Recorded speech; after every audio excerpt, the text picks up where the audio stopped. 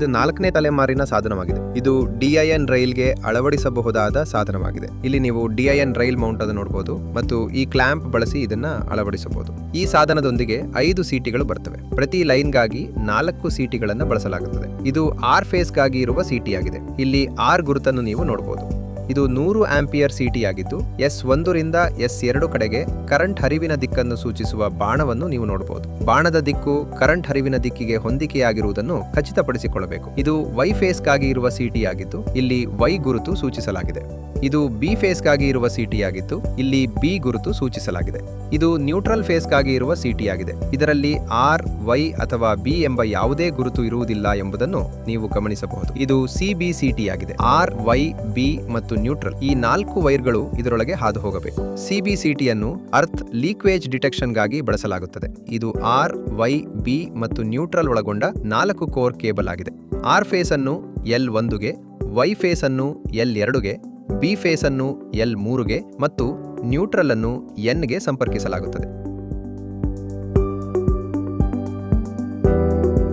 ಈ ಸಾಧನವನ್ನು ನೇರವಾಗಿ DIN ರೈಲ್ ಮೇಲೆ ಅಳವಡಿಸಬಹುದು. ಇಲ್ಲಿ ನೀವು ಮೌಂಟಿಂಗ್ ವ್ಯವಸ್ಥೆ ಮತ್ತು ಕ್ಲಾಂಪ್ ಅನ್ನು ನೋಡಬಹುದು. ಈಗ ನಾವು ಸಾಧನವನ್ನ DIN ರೈಲ್ ಮೇಲೆ ಅಳವಡಿಸ್ತಿದ್ದೀವಿ. ನೀವು ನೋಡಿದಂತೆ ಮೊದಲು ಅದನ್ನ ರೈಲ್ ಮೇಲೆ ಇಡ್ತೀವಿ, ನಂತರ ಟೆಸ್ಟರ್ ಬಳಸಿ ಕ್ಲಾಂಪ್ ಅನ್ನು ಕೆಳಕ್ಕೆ ಎಳೆಯುತ್ತೀವಿ ಮತ್ತು ಸಾಧನವನ್ನ ಗಟ್ಟಿಯಾಗಿ ಅದರ ಸ್ಥಾನಕ್ಕೆ ಒತ್ತುತ್ತೀವಿ. ಈಗ ಸಾಧನವು DIN ರೈಲ್ ಮೇಲೆ ಭದ್ರವಾಗಿ ಅಳವಡಿಸಲಾಗಿದೆ. ಇದು CBCT ಆಗಿದೆ.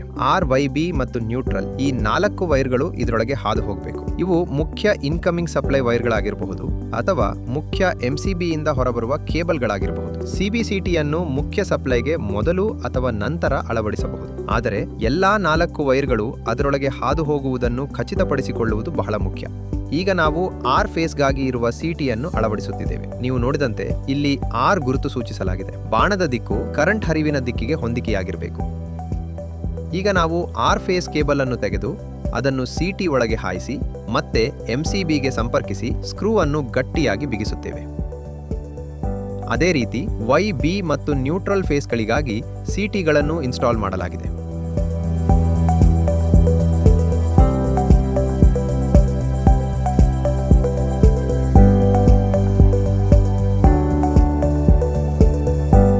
ಮುಂದೆ ನಾವು ಸಾಧನಕ್ಕೆ ಪವರ್ ನೀಡುತ್ತೇವೆ. ನಾವು L1 ಅಂದರೆ R ಫೇಸ್ ವೈರ್ ಅನ್ನು MCBಯ R ಫೇಸ್ ಟರ್ಮಿನಲ್ಗೆ ಸಂಪರ್ಕಿಸುತ್ತಿದ್ದೇವೆ.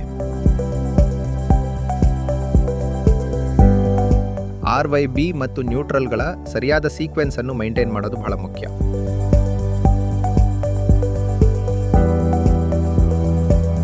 ನಿಮ್ಮ ಸಾಧನದಲ್ಲಿ ಟ್ರಿಪ್ ಫಂಕ್ಷನ್ ಅನ್ನು ಸಕ್ರಿಯಗೊಳಿಸಲು ಬಯಸಿದರೆ ಶಾಂಟ್ ರಿಲೀಸ್ ಎಂಬ ಆಕ್ಸೆಸರಿ ಅಗತ್ಯವಿರುತ್ತದೆ.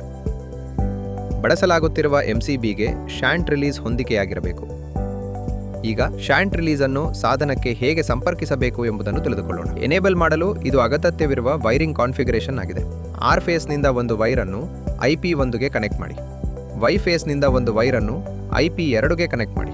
ಇಲ್ಲಿ ಇರುವ ಟ್ರಿಪ್ ಟರ್ಮಿನಲ್ನಿಂದ ಒಂದು ವೈರ್ ಅನ್ನು ಮತ್ತು MCBಯ ನ್ಯೂಟ್ರಲ್ ಟರ್ಮಿನಲ್ನಿಂದ ಮತ್ತೊಂದು ವೈರ್ ಅನ್ನು ತೆಗೆದುಕೊಳ್ಳಿ. ಈ 2 ವೈರ್ಗಳು ಶಾಂಟ್ ರಿಲೀಸ್ಗೆ ಕನೆಕ್ಟ್ ಆಗುತ್ತವೆ. ಇದು ಲೈವ್ ವೈರ್ ಮತ್ತು ಇದು ನ್ಯೂಟ್ರಲ್ ವೈರ್.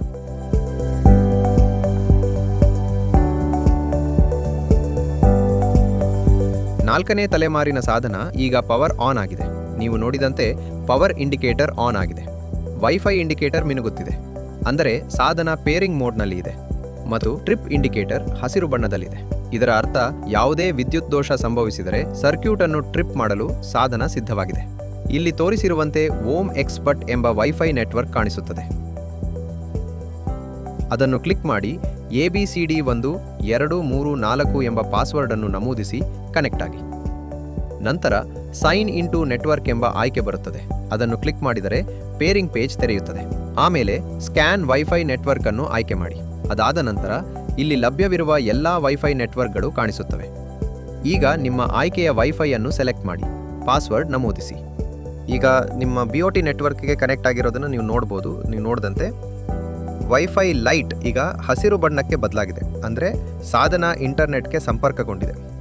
ಲೈಟ್ ಹಸಿರು ಮತ್ತು ಕೆಂಪು ಬಣ್ಣಗಳಲ್ಲಿ ಪರ್ಯಾಯವಾಗಿ ಮಿನುಗಿದರೆ ಸಾಧನ ವೈಫೈಗೆ ಸಂಪರ್ಕಗೊಂಡಿದೆ, ಆದರೆ ಇಂಟರ್ನೆಟ್ಗೆ ಸಂಪರ್ಕಗೊಂಡಿಲ್ಲ ಎಂಬುದನ್ನು ಸೂಚಿಸುತ್ತದೆ.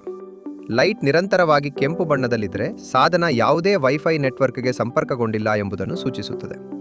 ഇപ്പോൾ ಶಾಂಟ್ ರಿಲೀಸ್ ಬಳಸಿ ಸಾಧನ MCBಯನ್ನು ಹೇಗೆ ಟ್ರಿಪ್ ಮಾಡುತ್ತದೆ ಮತ್ತು ನಂತರ ಸರ್ಕ್ಯೂಟ್ ಅನ್ನು ಮತ್ತೆ ಹೇಗೆ ರಿಸ್ಟೋರ್ ಮಾಡಬೇಕು ಎಂಬುದನ್ನು ನೋಡೋಣ. ಸಾಧನವು ಈಗ MCBಯನ್ನು ಟ್ರಿಪ್ ಮಾಡಲು ಶಾಂಟ್ ರಿಲೀಸ್ಗೆ ಸಿಗ್ನಲ್ ಕಳುಹಿಸಿದೆ. ನೀವು ನೋಡಿದಂತೆ ಟ್ರಿಪ್ ಇಂಡಿಕೇಟರ್ ಹಸಿರು ಬಣ್ಣದಿಂದ ಕೆಂಪು ಬಣ್ಣಕ್ಕೆ ಬದಲಾಗಿದೆ. ಸರ್ಕ್ಯೂಟ್ ಅನ್ನು ಮತ್ತೆ ಆನ್ ಮಾಡಲು MCBಯನ್ನು ಮತ್ತೆ ಆನ್ ಮಾಡಿ. ಆದರೂ ಟ್ರಿಪ್ ಇಂಡಿಕೇಟರ್ ಇನ್ನೂ ಕೆಂಪು ಬಣ್ಣದಲ್ಲೇ ಇರುತ್ತದೆ. ಟ್ರಿಪ್ ಫಂಕ್ಷನ್ ಅನ್ನು ಮತ್ತೆ ಎನೇಬಲ್ ಮಾಡಲು ಕೆಂಪು ಬಟನ್ ಒತ್ತಿರಿ. ಈಗ ಟ್ರಿಪ್ ಫಂಕ್ಷನ್ ಮತ್ತೆ ಸಕ್ರಿಯವಾಗಿದೆ.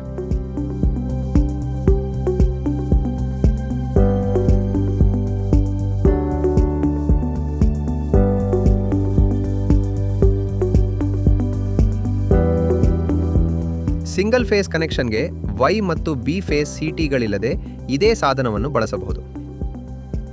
ಇಲ್ಲಿ R ಗುರುತು ಹೊಂದಿರುವ R ಫೇಸ್ CCT ಅನ್ನು ನೀವು ನೋಡಬಹುದು. ಇದು ನ್ಯೂಟ್ರಲ್ ಫೇಸ್ಗೆ ಸಂಬಂಧಿಸಿದ CT ಆಗಿದ್ದು ಇದರಲ್ಲಿ R, Y ಅಥವಾ B ಗುರುತು ಇರುವುದಿಲ್ಲ. ಇದು CBCT ಆಗಿದ್ದು ಇದರ ಮೂಲಕ ಲೈವ್ ಮತ್ತು ನ್ಯೂಟ್ರಲ್ ವೈರ್ಗಳು ಎರಡೂ ಹಾದು ಹೋಗಬೇಕು. ಇಲ್ಲಿ ನೀವು ಇನ್ಕಮಿಂಗ್ ಲೈವ್ ಕನೆಕ್ಷನ್ ಅನ್ನು ನೋಡಬಹುದು. ನೀವು ಮಾಡಬೇಕಾದದ್ದು ಇಲ್ಲಿ ತೋರಿಸಿದಂತೆ ಲೈವ್ ಕನೆಕ್ಷನ್ ಅನ್ನ L2 ಮತ್ತು L3ಗೆ ಲೂಪ್ ಮಾಡಿ ಮತ್ತು ನ್ಯೂಟ್ರಲ್ ವೈರ್ ಅನ್ನ ತಕ್ಕಂತೆ ಕನೆಕ್ಟ್ ಮಾಡೋದು. ಈ ಕಾನ್ಫಿಗರೇಷನ್ನೊಂದಿಗೆ ಅದೇ ಸಾಧನವನ್ನ ಸಿಂಗಲ್ ಫೇಸ್ ಕನೆಕ್ಷನ್ಗೆ ಬಳಸಬಹುದು. ಸಿಂಗಲ್ ಫೇಸ್ ಆಪರೇಷನ್ಗೆ ಇಲ್ಲಿ ಇರುವ ಲೈವ್ ಫೇಸ್ನಿಂದ ಪವರ್ ಸಪ್ಲೈ ತೆಗೆದುಕೊಂಡು L2 ಮತ್ತು L3ಗೆ ಲೂಪ್ ಕನೆಕ್ಷನ್ಸ್ ಮಾಡಿ. ನಂತರ ನ್ಯೂಟ್ರಲ್ ವೈರ್ ಅನ್ನ ಇನ್ಕಮಿಂಗ್ ನ್ಯೂಟ್ರಲ್ ಟರ್ಮಿನಲ್ಗೆ ಕನೆಕ್ಟ್ ಮಾಡಿ. ಇದರೊಂದಿಗೆ 4ನೇ ತಲೆಮಾರಿನ ಸಾಧನದ ಇನ್ಸ್ಟಾಲೇಷನ್ ಮತ್ತು ಸೆಟಪ್ ಪ್ರಕ್ರಿಯೆ ಪೂರ್ಣಗೊಳ್ಳುತ್ತದೆ.